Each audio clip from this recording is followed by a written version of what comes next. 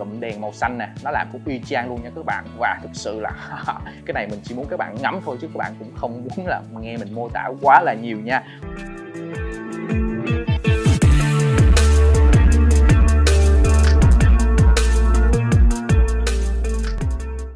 Hi, all my friend. Welcome to Unboxing and Review the Transformer Show today.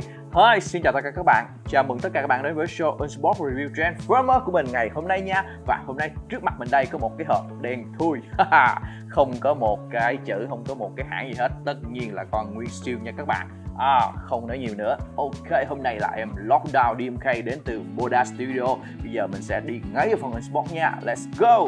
Rồi, bây giờ mình sẽ Unbox luôn nha. Ta-da.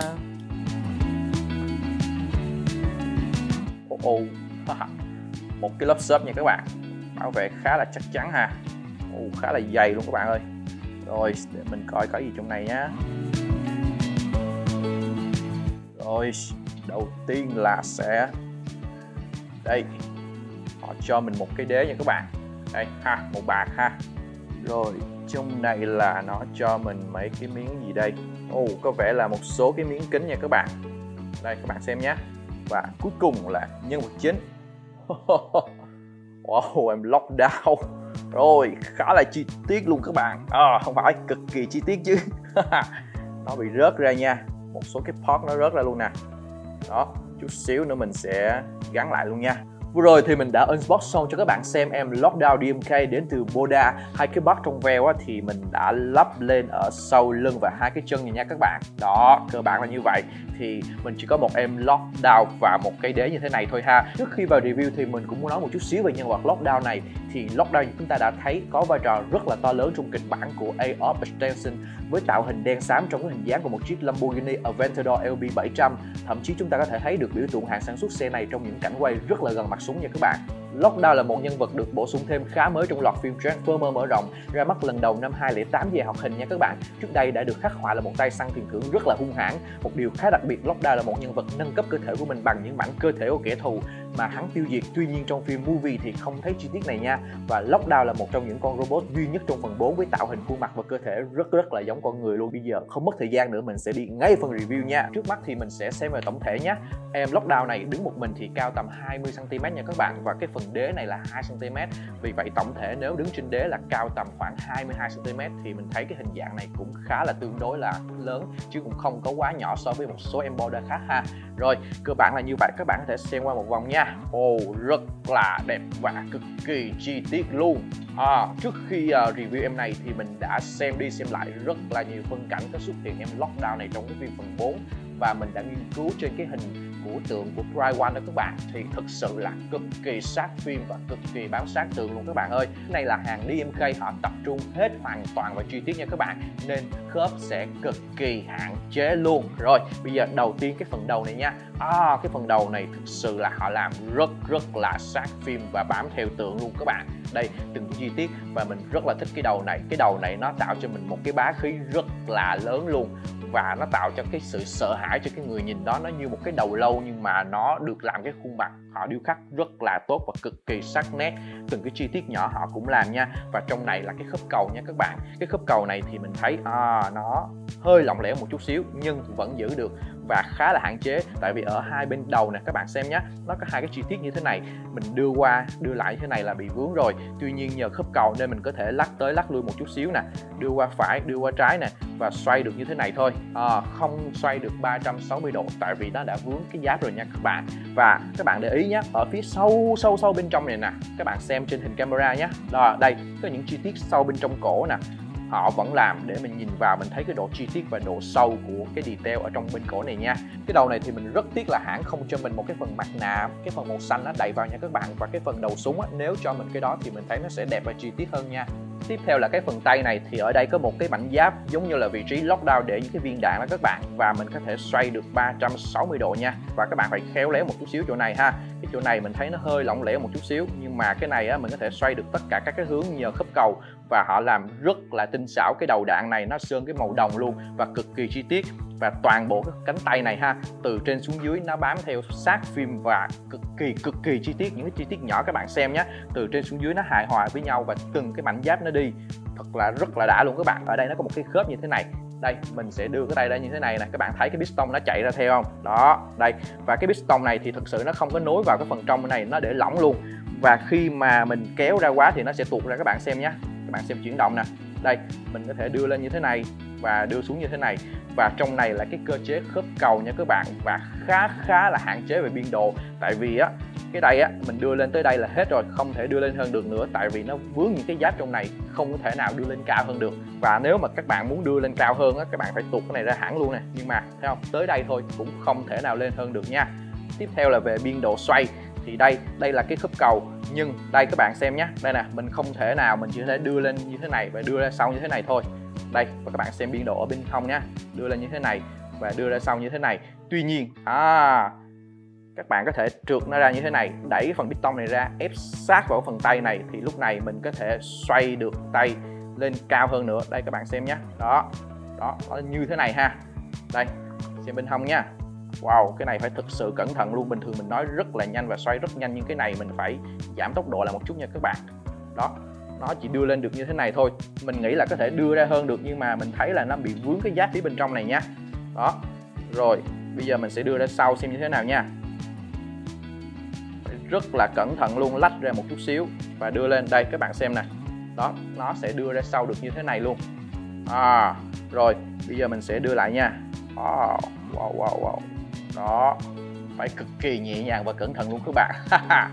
Và ở trong này nó có một cái cơ chế như thế này khá là hay. Đây, ở vị trí này nha, mình có một cái khớp, mình có thể lắc qua phải, lắc qua trái này, nhưng mà các bạn để ý nhé, phía sau này nè, khi mà xoay cái phần giáp ở đây nè, nó vướng vào phía sau và không có xoay được tiếp. Nếu cái này họ thiết kế giống như cái mảnh giáp phía trên là có cái khớp cầu á, mình có thể đẩy được vị trí khác á, thì cái này mình có thể xoay được 360 độ, nhưng mà rất là tiếc cái này họ làm cái khớp chết luôn các bạn. Và tiếp theo là cái khớp cổ tay, thì ở đây nha, các bạn xem nhé, ở đây chỉ là một khớp bản lề thôi, và mình chỉ có thể gập được như thế này thôi. Đây các bạn xem bên hông nha, đưa xuống dưới và gập lên như thế này.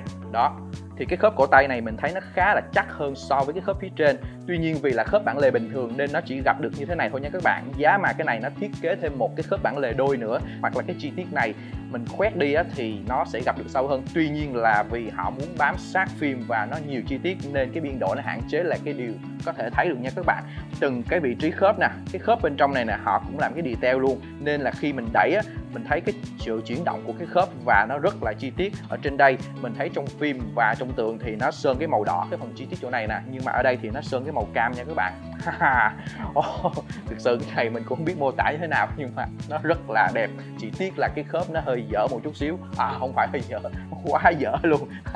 Rồi tiếp theo là bàn tay, thì cái bàn tay này họ chỉ cho mình một cái bàn tay là cái nắm đấm thôi nha các bạn. Và ở đây là cái cơ chế khớp cầu nha, mình có thể xoay được 360 độ nè, và lắc ở tất cả các hướng. Thì cái khớp cầu này mình thấy nó cũng tương đối, mình lắc thì mình thấy nó cũng giữ được cái tư thế đó các bạn. Và cái chi tiết trên cái bàn tay này nè, các bạn thấy nhé, nó làm cũng khá là nhiều cái detail trên này, từng cái khớp ngón tay, những cái vị trí đục lỗ nhỏ nó làm rất là tốt luôn. Rồi tiếp theo là về cái phần thân, thì cái phần thân này ở trong này hình như là cái cơ chế trong này là cái cơ chế khớp cầu nha các bạn, ở phía trên cái phần thân trên nè. Đó, nhưng cái khớp cầu này nó bị hạn chế tại vì cái này nó quá là nhiều chi tiết, chỉ cần lắc qua lắc lại, đẩy tới đẩy lui một chút xíu là nó vướng và nó không có thêm biên độ được. Thì các bạn xem nhé, đầu tiên mình có thể đẩy qua phải một chút nè, đẩy qua trái một chút xíu nè, và mình thấy nó cũng hơi lỏng lỏng, nhưng mà đẩy thì vẫn giữ được nha các bạn. Và đặc biệt là không có ngửa ra sau được, tại vì ngửa ra sau thì nó vướng cái phần đây nè, ở phía sau các bạn xem nè, nó vướng cái vị trí cái xương sống nối xuống và không có đẩy ra sau được. Còn cúi tới trước cũng dường như là không được luôn. Tuy nhiên mình cầm thì mình thấy mình lắc mình xoay được nè. Đó, mình có thể xoay được như thế này nha, xoay qua phải như thế này và xoay qua trái như thế này. Tuy nhiên cái này phải cực kỳ cẩn thận nha các bạn. Ở đây những cái vị trí rất là nhỏ luôn và mình không thể nào xoay nhanh được, mình phải xoay từ từ và mình nương nó, chứ không là nó sẽ bị cạ và nó làm xấu cái mô hình của mình đi. Và rất là tiếc là ở phía dưới này không có một cái khớp nào nha các bạn. Nếu mà dưới này có một cái khớp mình có thể xoay được cái này 360 độ thì nó tốt hơn nha. Và rất tiếc cái này nó làm cứng luôn các bạn, không có một cái vị trí khớp nào ở đây nha, quá là tiếc luôn. Nhưng mà cái chi tiết đổi lại nó rất là đẹp, các bạn xem nhé. Ở cái phần trên này nè, có một cái vết thẹo ở trên vị trí này, nó cũng làm y chang phim luôn. Và từng cái chi tiết nhỏ này cực kỳ nhỏ, mình không có biết mô tả như thế nào cho các bạn xem được, nhưng mà thực sự nó quá là nhiều chi tiết và nó cực kỳ bám sát phim. Từng cái vị trí khớp, từng cái vị trí cái chi tiết máy nè nó đi với nhau. Ở trên đây nó có hai cái phần cụm đèn màu xanh nè, nó làm cũng y chang luôn nha các bạn. Và thực sự là cái này mình chỉ muốn các bạn ngắm thôi chứ các bạn cũng không muốn là nghe mình mô tả quá là nhiều nha. Và ở phía sau nè, đây cái phía sau là hai cái vị trí các bạn thấy không, đây là cái màu xanh nè, và ẩn sau bên trong màu xanh này nó cũng có chi tiết máy rất là đẹp. Hai cái mảnh này lúc đầu họ cho riêng và mình để dán vào nha các bạn. Ở trên này thì chắc là họ dùng cái lưới gì đó nên nhìn đây các bạn xem nè, nó giống như là cái vị trí tản nhiệt đó, và nó rất là đẹp, thực sự cực kỳ tinh xảo luôn. Và mình thích nhất là cái phần xương sống nè, nó đi từ trên xuống dưới, nó cách điệu cái xương sống con người đó, nó đi xuống dưới đây. Quá là chi tiết luôn các bạn ơi. Và thực sự nha, một cái mô hình nhỏ như thế này và họ làm từng cái chi tiết nhỏ và họ bám cực kỳ sát phim. Ví dụ như cái tượng drywall nó lớn nhưng mà nó thực sự nó rất là to thì họ làm cái chi tiết rất là dễ. Còn cái này nhỏ nhưng mà họ làm y chang luôn, không khác một chút nào. Và một cái câu hỏi mình đặt ra là tại sao cái hàng Boda này họ lại làm quá nhỏ như vậy? Thì thực sự mình nghĩ cái này họ cố tình họ làm nhỏ, họ để họ thử thách cái tay nghề họ. Ví dụ như là nhỏ xíu nhưng mà họ làm cái chi tiết thì mới thể hiện cái trình độ của họ nha các bạn. Mình nghĩ đó là cái mục đích tối đa của họ luôn. Và với lại mình nghĩ những chi tiết nhỏ thì họ sơn kim loại thì nó dễ ra hơn, còn cái chi tiết mà lớn thì sơn nó rất là khó ra nha, cần phải trình độ cao. Rồi tiếp theo là về cái phần chân. Cái phần chân này các bạn xem nhé, ở đây nó có hai cái giáp nè. Hai cái giáp này nó là cái cơ chế khớp cầu, mình có thể tách ra như thế này, thậm chí mình gỡ ra luôn các bạn. Rồi mình sẽ lắp lại nha. Cái này thì khi mà mình bâu dán á, mình sẽ kéo cái này lên chút xíu để nó tránh cả cái phần bên dưới nha. Tuy nhiên mình thấy cái này nó cũng sẽ không có hỗ trợ được mấy đâu. Đây, và các bạn xem cái biên độ chân nhé. Đầu tiên nè, mình sẽ đưa ra được như thế này, chỉ đưa ra được một chút xíu thôi. Đó, và nó khá lỏng nè, các bạn xem nè, mình buông tay nó sẽ rớt lại nè. Đó, chỉ đưa ra được một chút xíu thì nó vướng cái giáp trên này nè.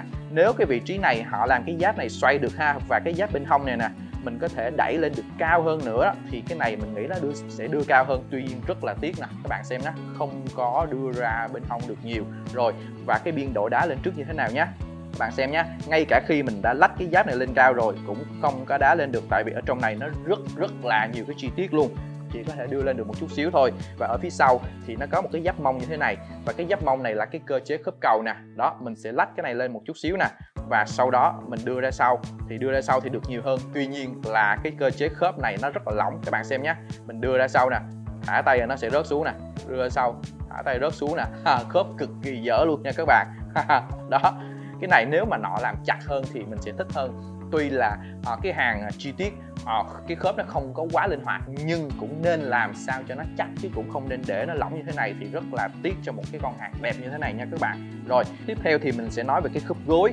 Thì cái khớp đầu gối chỗ đây các bạn xem nhé, đây nó chỉ như thế này thôi, nó chỉ gặp được như thế này, chỉ là khớp bản lề bình thường. Và cái khớp gối này thì mình thấy nó lại chắc nha các bạn, cầm nó rất là chắc chắn luôn, nó gặp được như thế này. Giá mà cái này nó làm thêm một cái khớp giấu sâu bên trong này nè, mình kéo thêm một lần nữa thì cái khớp này nó sẽ gặp được sâu hơn. Tuy nhiên rất tiếc là họ không có làm nha. Và cái chi tiết từ trên xuống dưới này thực sự là mình nói nó làm rất là đẹp, các bạn xem. Và sâu bên trong nè, cái này giống như là cái cơ bắp con người và nó cách điệu thành cái máy các bạn. Đó, từng cái đường này nè, nó không phải là cái giáp thẳng nha, nó hơi uốn nó bám theo cái phần chân nè, các bạn xem nè. Và chi tiết ở phía sau cũng vậy, cái phần bắp chuối này nè, nó làm cái chi tiết y như là cái phần cơ bắp con người và cách điệu thành máy chứ không phải là cái chi tiết máy nữa. Và ở đây các bạn xem cái phần trong veo này nè, đó là cái phần họ cho mình riêng và mình dán vào cái trong phía bên trong này nha các bạn. Ở sâu từng trong lớp này nè, nó không phải làm một lớp, nó làm rất là nhiều lớp, giáp trong giáp ngoài nó đi với nhau, phối hợp cái màu xám và cái màu kim loại đi với cái màu vàng, cái piston này nó rất là đã luôn. Cuối cùng là ở cái phần bàn chân, các bạn xem nhé.